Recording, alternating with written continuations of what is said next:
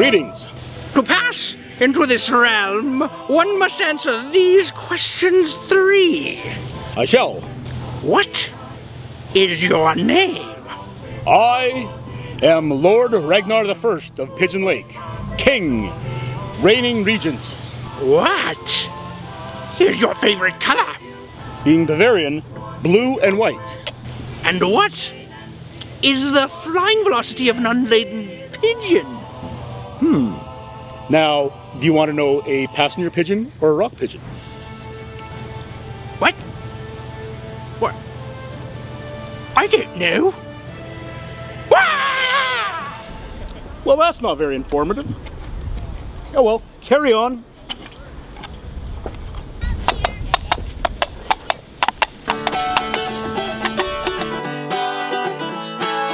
But unlike some wizards of old, I did my research here about Pigeon Lake.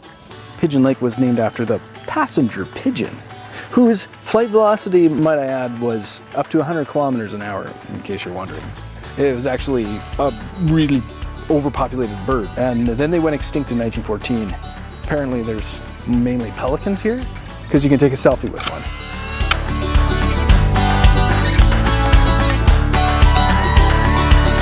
Huzzah!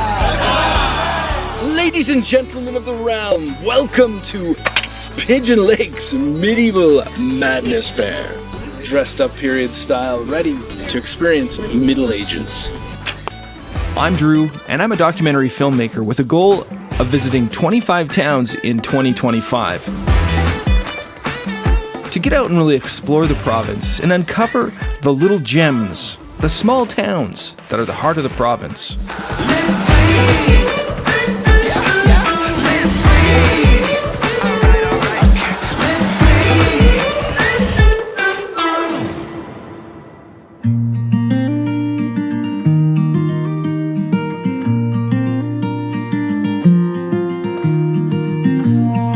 Well, we're transforming this Lakedale Agriculture Center, the arena, into a jousting tournament space. It's like we're headed back to the Middle Ages. In a world that can feel pretty disconnected, you have to wonder what pulls this many people together to pour this much passion and effort into recreating a time-long past. You know, times are tough, and so we need to find joy in everything. And as a community, everybody coming together and just celebrating each other. This is your first time at an event like this? It is my first time at any type of an event like this. Yeah. And what do you think? I love it. I think it's amazing. I want to come back again. I really like volunteering. It's amazing. And the spirit of celebration attracts people from all walks of life. People like Audrey Langlois. In her day-to-day, she's a horse veterinarian from Quebec. But on weekends like this, she steps into a role that's far, far more rare. There aren't very many women that joust in the sport, at least right now. I think we're probably, a dozen to 20 in the world. For one of the few female jousters on the planet, this isn't just a performance. It's a chance for a profound personal escape. Everything else melts away, and I find that very exhilarating and also almost calming. Like it's hypnotic, the movement of the armor. And that deep sense of connection isn't new here. It's woven into the very fabric of these small Alberta towns. This medieval fair is just the latest chapter in a long legacy of people making sure these community spaces and the spirit they represent are never forgotten. I like to know more about the medieval times, and I like to be a part of my community. Moving back into a small community gave me that sense of I belonged somewhere. You create connections, you create friendships. I have so many people that say, how do you know so many people in town? And I'm like, I volunteer. Lots of our grandparents and stuff built these little halls in towns, and so people want to keep them going. That's good. Even if there's nothing really there besides an arena or a little hall. And keeping them alive is an understatement. The area around Pigeon Lake isn't just a dot on a map. About 40 minutes drive west of Wetaskiwin, it's one of Alberta's hidden gems. A vacation spot and a year-round home for people who cherish that small town pace. It's a collection of communities, each with its own unique character, and a calendar packed with reasons to get together. There's pretty much, if you want something here, You could do them every weekend if you wanted. Between all the little villages around Pigeon Lake, there's so many cool things around to do. But even with all the fall fairs, rodeos, and music festivals, what's happening here today is something else entirely. It's a dream pulled from the pages of history and fantasy. Every year will be more and more, so that when you come here, it will be in a medieval encampment, right? You'll be walking into another world. And she's not kidding. This isn't just a collection of tents. It's really a living history lesson meticulously curated by this group called the Knights Errant. For them, authentic isn't just a word, it's a mission. Who make absolutely everything, their clothes, their tents, their beds, their armor. They make their own paper. They plant flax and they harvest it and weave it into linen and make their clothes. They're the most authentic group of the middle 1300s. This incredible dedication to the past creates the perfect backdrop for a new generation of creators. Visit the artisan market, and you'll find people whose passion for the medieval era has sparked a very modern journey of discovery. Take Barry. He spent most of his life believing he didn't have a creative bone in his body until he found the right medium. Couldn't draw a stick man to save my life, but give me a chunk of soapstone and I can make something out of it. I was 49 years old when I started doing this. Liam, whose journey started not in a history book, but in the world of fantasy and gaming. A simple request for his friends that accidentally unlocked a whole new life. Started off making chainmail, and then from there I'm like, well, I kind of want some dice bags for all my D&D friends, and just kind of snowballed from there. And I found the passion, exactly. My studio is set up in Edmonton, just off of the Yellowhead by the TELUS World of Science, so I can always be reached by appointment there as well. And then there's makers like Rick. For him, the value isn't just in the finished product. It's in the irreplaceable connection between the creator and the creation. Each one is an absolute one-of-a-kind. There's no machines, no jigs, no patterns. Each one's freehand ground and made by a real human being. I don't do forging anymore. Okay. This is all stock removal, so it's new steel right from the mill. I know exactly what's in it, how to heat treat, so get a very consistent, very high-quality product all the time. I got Facebook, Instagram. If you Google Pothole Creek Knives, everything comes up. But this village isn't just for show. It's a hands-on experience. And nothing feels more medieval than drawing back a longbow. Here the goal isn't just hitting a bullseye. It's about understanding the raw, brutal power these weapons once held. So I'm actually a professor here at MacEwan University, and I do cyber archaeology. So I shoot bows like this and get the data and then put it into a physics engine and do simulations and modeling to show what they were actually doing in that period. So one way to test that is to look at the armor for the period and how heavy would you have to shoot to get through that armor. In the medieval period, it's about shooting as heavy as you can because you want to know if you hit what you're aiming at, you do some damage. You care about accuracy, but it's secondary. Hearing that it was more about power than precision, I figured, how hard can it be? So I grabbed a bow and took aim. Then I let an arrow fly, promptly smashing a window on a nearby RV. My apologies to that camper. Turns out, though, a little accuracy can go a long way. Huzzah!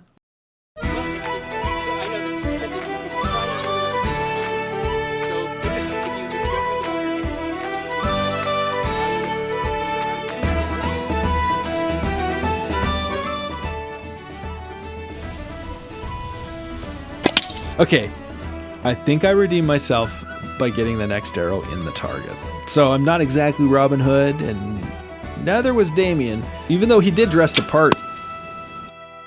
Speaking of dressing up, big thanks to June's Fantasy Costumes in Red Deer. They're the ones that helped us find attire that was fitting for the time period. They really did a great job, and they have an amazing selection of costumes for any occasion. Highly recommend.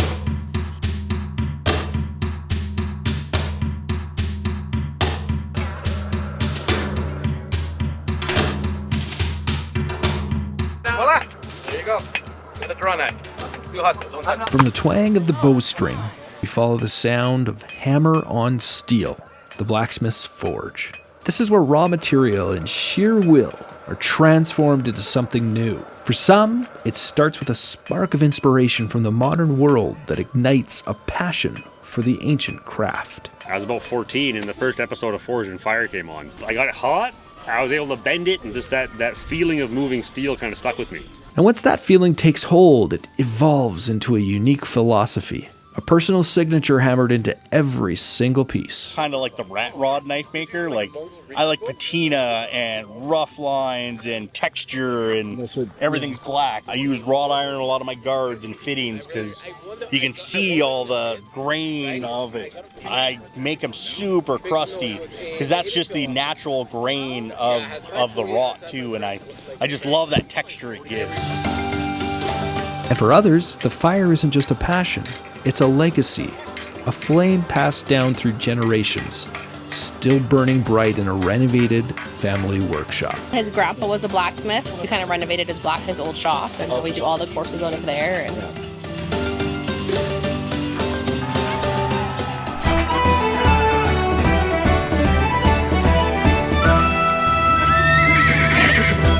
but for all the incredible craft and history in the village, the pinnacle of the weekend happens here in the main arena. This is the Tournament of Knights. For a modern knight, the armor isn't just protection. It's a declaration of who you are. Every piece tells a story, right down to the family crest.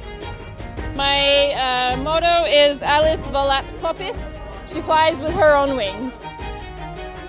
I thought that was pretty appropriate. Right there. So this hand holds. This hand's here. Yeah, this hand holds up. At some point you put it in here, and then it's called a levee. As the horse is approaching, as the head is going by, and you drop it in the way, and they ride into it. You're not thrusting at them, you're just kind of putting it in the way as you ride by them, and the momentum of the horse is doing the action. And when the moment comes, the roar of the crowd, the weight of the armor, the entire modern world just fades away, replaced by a hypnotic rhythm and a single point of focus. When you're about to joust, literally you're moving and all you hear is a clink, clink, clink. It's just you and the horse, and then you go down the list and all you see is a shield and you're hyper-focused. But the connections made in the heat of competition don't end in this arena. It's a meeting point for a passionate global community. Because I was here and met someone from Finland, I got invited to Finland this year. So it actually made one of my dreams come true to joust in front of a castle. Last year ended up meeting another 4 different knights. We had some from Finland, Norway, Australia, so they're all literally from all over the world.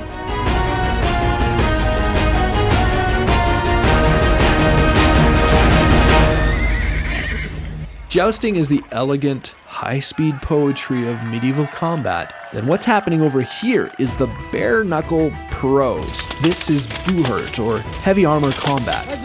And it's every bit as intense as it looks. Yeah, just full armored combat, full contact, about 80 pounds of hardened steel armor, full steel weapons, just no edges.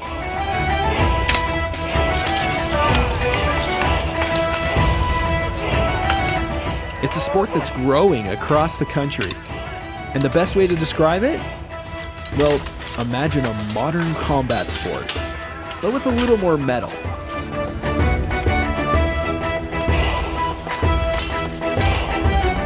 Picture MMA and armor. We're going at it with real steel weapons. They're not fake. The only difference is that we don't have a sharp edge on ours, but otherwise they're as real as they get. And they do hurt, you feel them, but we're also wearing full armor, much like knights would have been wearing in the past. We could always use more female fighters to come join us. We're pretty deadly. But this is a festival for all ages, so we can't leave out the Red Stags, offering combat that kids and even some grown-ups were able to take part in.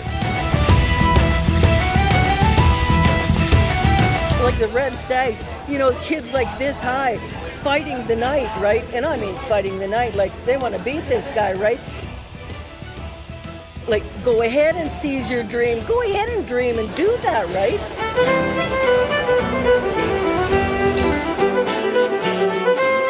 As the day's battles wind down, the entire village comes together for one last celebration of creativity and commitment.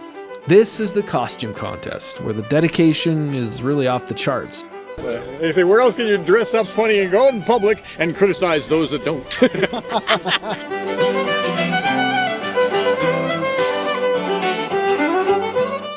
I'm Norwegian as well. Arrgh! Being a Viking comes natural to me. You happened to win. I did, yeah. I don't know, a couple of weeks I played around with some leather work and stuff like that. Everybody's so great. Took time or took an effort, dressed up, and yeah, I got fortunate. But the day would not be complete until the crowning of a new king and queen to reign over Lakedale for a year's time, until the next festival. Quick shout out to our media sponsor. Listen for the Backroads Alberta Minute on New Country Radio for updates on my adventures and ideas of things to do in small towns around the province.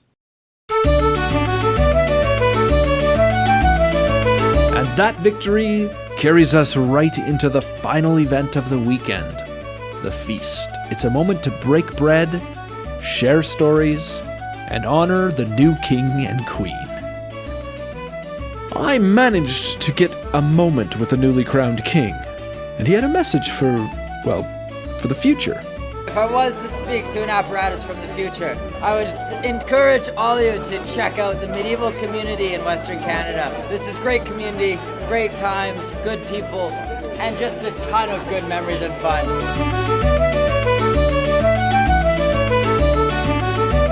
Great people indeed.